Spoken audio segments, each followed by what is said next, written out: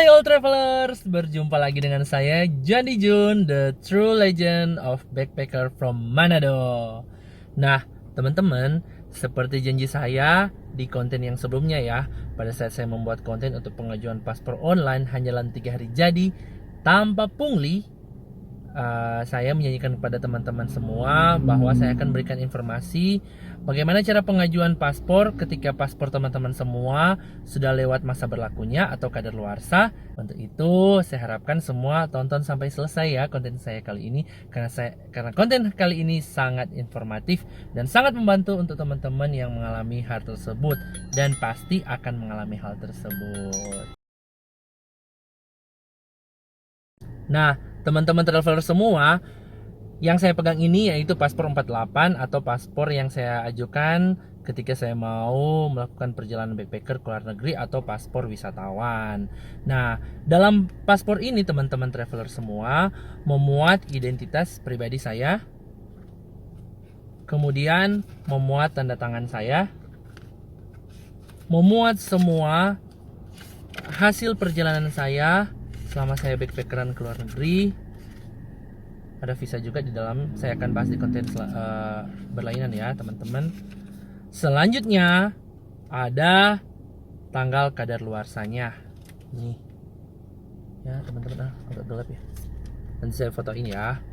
Nah teman-teman, ketika paspor kita semua yang kita pegang ini berakhir masa berlakunya, contohnya saya 4 Februari 2024, saya wajib membuat atau mengajukan paspor kembali 6 bulan sebelum paspor itu kadaluarsa. Ingat ya teman-teman, 6 bulan sebelum paspor itu kadaluarsa.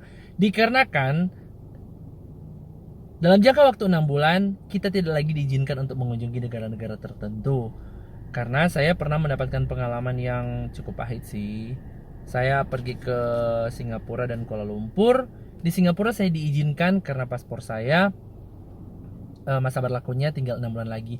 Namun untuk ke Kuala Lumpur saya tidak diizinkan. Kalau saya maksa, saya akan dapat denda baik saya sendiri maupun maskapai yang saya naiki karena tetap memberikan saya izin untuk melakukan penerbangan ke negara tujuan yaitu Kuala Lumpur, sehingga saya diwajibkan untuk langsung mengambil tiket kembali dari Singapura untuk ke Jakarta lagi. Itulah pengalaman saya ketika saya tidak memperhatikan tanggal kadaluarsa. Nah teman-teman, ketika tanggal kadaluarsa itu sudah masuk ke 6 bulan, maka kita diwajibkan untuk mengajukan kembali paspor.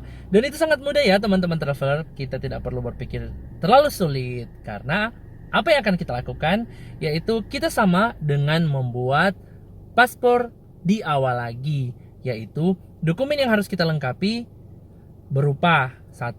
KTP, 2. Akte kelahiran, 3. Ijazah, keempat, kartu keluarga. Dan kembali kita akan melakukan pengisian formulir pendaftaran, pengisian formulir pernyataan, dan penggunaan aplikasi untuk pengambilan antrian pembuatan paspor online. Mudah kan teman-teman traveler? Makanya ikuti terus ya konten saya kali ini agar supaya informasinya bisa sampai dan kita bisa pahami bersama. Selanjutnya teman-teman, bagaimana saya melakukan pengajuan paspor online kembali ke imigrasi? Nah teman-teman, ketika paspor itu sudah kadaluarsa memasuki 6 bulan, yang perlu kita bawa yaitu paspor lama. Nah, paspor lamanya tetap kita bawa ya teman-teman, baik kadaluarsa ataupun tepat sudah mau perpanjangan lagi. Paspor yang lama dipergunakan untuk menunjukkan bahwa dokumen negara yang penting ini tidak kita hilangkan. Untuk itu, dalam satu konten ini saya akan bahas bersama-sama dengan cara pengajuan mengenai paspor hilang. Karena teman-teman, seperti di akhir konten saya sebelumnya, di akhir video konten saya sebelumnya bahwa untuk paspor hilang kita harus membayarnya 1 juta dan itu sangat mengecewakan.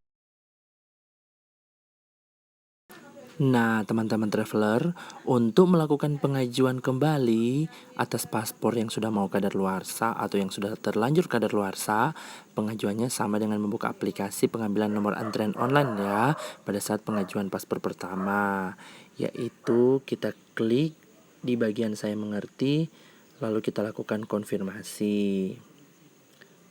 Kemudian kita tunggu loading Dan kita baca terlebih dahulu untuk peraturan-peraturan dasarnya.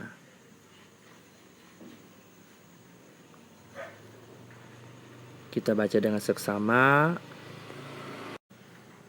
Selanjutnya, kalau kita sudah perhatikan dengan seksama, kita klik saja di bagian lanjut ya teman-teman. Kita klik di bagian lanjut.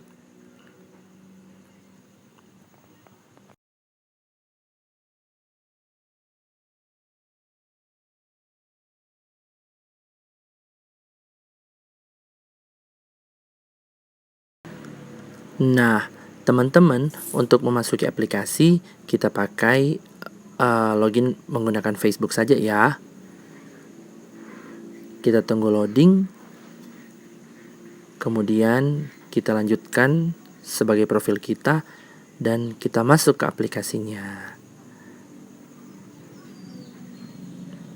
Kembali kita membaca persyaratan umum, prosedur dan lain sebagainya. Kita baca dengan seksama ya teman-teman sebelum kita melakukan pengambilan nomor antrian. Dan ingat, untuk nomor antrian hanya bisa diambil sekali selama 30 hari atau sebulan. Kita baca di peraturan tentang perpanjangan paspor. Kita baca panduannya ya teman-teman. Di dalamnya semua udah tertera dengan lengkap ya, bagaimana persyaratannya, apa yang akan kita lakukan. Oke, kita pilih kantor imigrasi yang akan kita kunjungi. Kemudian kita lihat jadwal antrean kita. Nah, berhubung konten ini saya buat sementara PSBB, maka kantor imigrasi yang akan saya tuju untuk sementara tidak dibuka ya teman-teman. Sehingga pada saat saya mengambil nomor antrian, kota nomor antriannya belum dibuka sampai saat ini. Oke, gimana?